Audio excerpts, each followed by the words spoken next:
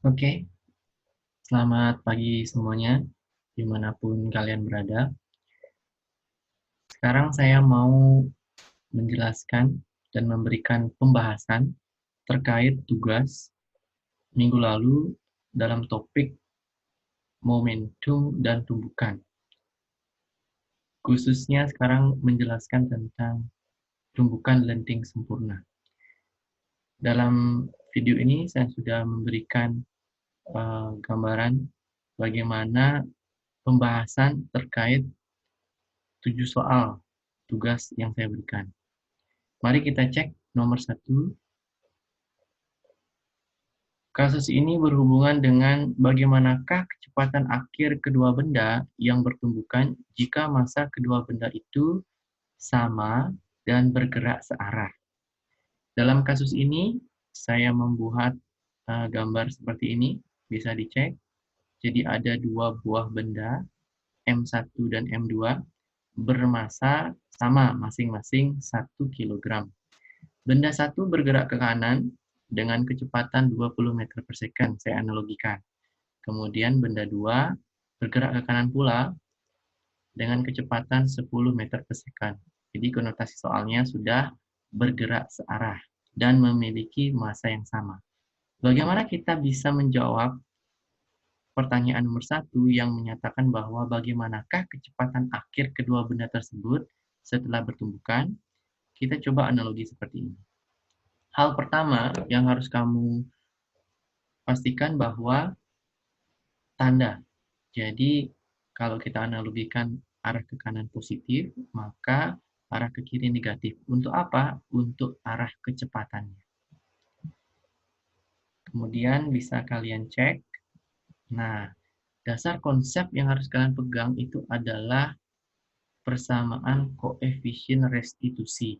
Apa itu koefisien restitusi? Jadi koefisien yang menyatakan tingkat kelentingan dari tumbukan suatu benda. Karena khususnya sekarang kita berbicara tentang tumbukan lenting sempurna, jadi nilai E itu pasti selalu 1. Nah, inilah persamaan yang kalian cek. Mari kita coba masukkan terlebih dahulu. Kenapa kita mulai dari sini? Karena tujuannya adalah agar kita bisa memasukkan persamaan ini ke dalam hukum kekekalan momentum. Nah, setelah ini saya jelaskan. Jadi, yang ada istilah V1 aksen, yang ada istilah V2 aksen, ini adalah kecepatan benda setelah bertumbukan. Jadi yang ada istilah aksen-aksen ini adalah kecepatan benda setelah bertumbukan. Kemudian V1 ini kecepatan benda 1 mula-mulanya, V2 adalah kecepatan benda 2 mula-mulanya sebelum mereka berdua bertumbukan. Mari kita masukkan, jika dia lenting sempurna nilai E sama dengan 1, kemudian tanda minus ini saya kalikan masuk. Jadi min V1 aksen, min ketemu min akan menjadi plus V2 aksen. Kemudian di bawahnya V1 berapa? Benda 1 tadi bergerak ke kanan dengan kecepatan 20 meter per second. Nah, bisa kalian cek tadi. Nah, benda 1 bergerak ke kanan 20 meter per second. Benda 2 bergerak ke kanan pula dengan 10 meter per second. Maka saya masukkan V1-nya 20 min V2-nya 10. Jadi, saya kurangi 20 kurang 10 adalah 10. Kita kali silang ke sebelah kiri sehingga 10. Sama dengan min V1 aksen ditambah V2 aksen. Saya pindah ruas V1 aksen ke sebelah kiri sehingga 10 kita pindah ke sebelah kanan. Menjadi persamaannya V1 aksen sama dengan V2 aksen min 10. Simpan persamaan satu ini untuk nanti kita akan masukkan ke persamaan hukum kekekalan momentum. Mana dia? Ini dia. Nah, ini. Bisa dicek ke hukum kekekalan momentum. Jadi, momentum kedua benda bersifat kekal, baik itu sebelum bertumbukan dan setelah bertumbukan. Jadi persamaannya diuraikan, momentum kemarin istilahnya massa dikalikan dengan kecepatan benda. Karena ada dua benda, berarti massa benda 1 kalikan kecepatan benda 1 dijumlahkan dengan massa benda 2 dikalikan dengan kecepatan benda 2. Sama dengan M1, massa benda 1, V1 aksen. Jadi nanti yang ini kita cari kecepatan benda satu setelah bertumbukan plus M2 V2 aksen, kecepatan benda 2 setelah bertumbukan.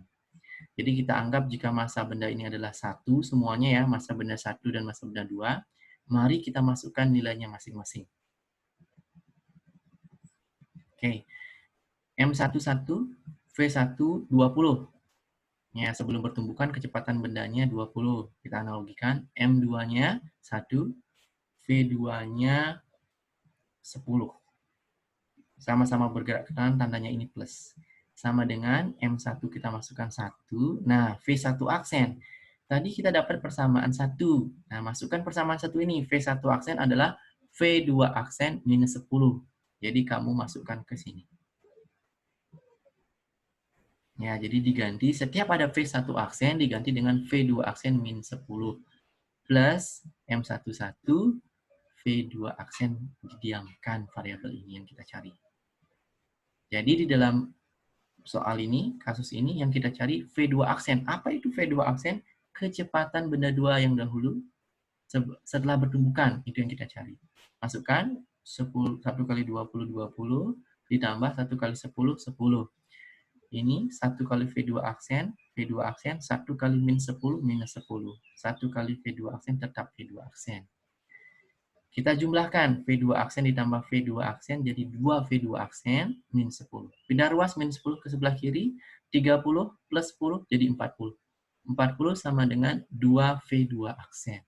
Sehingga V2 aksennya adalah 20.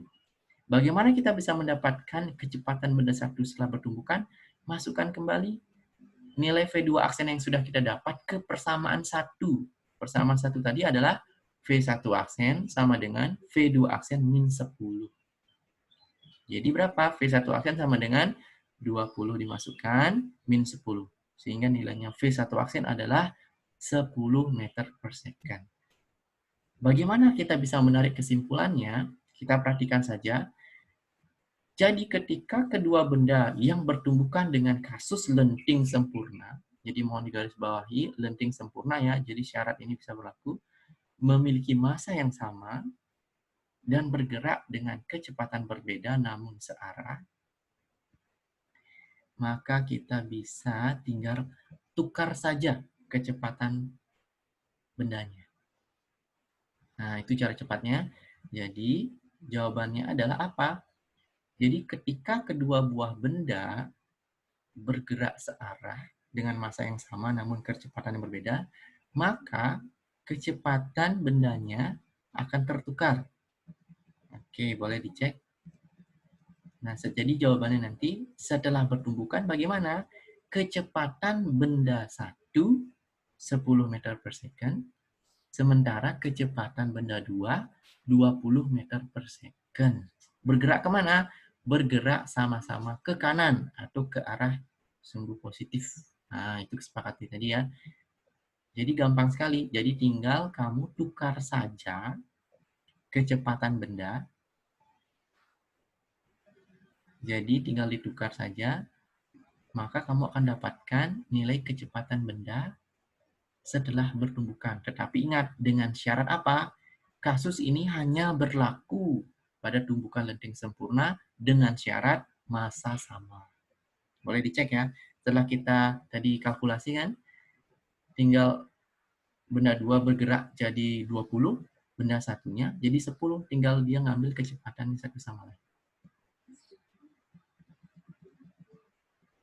Ya, ini boleh dicek ya.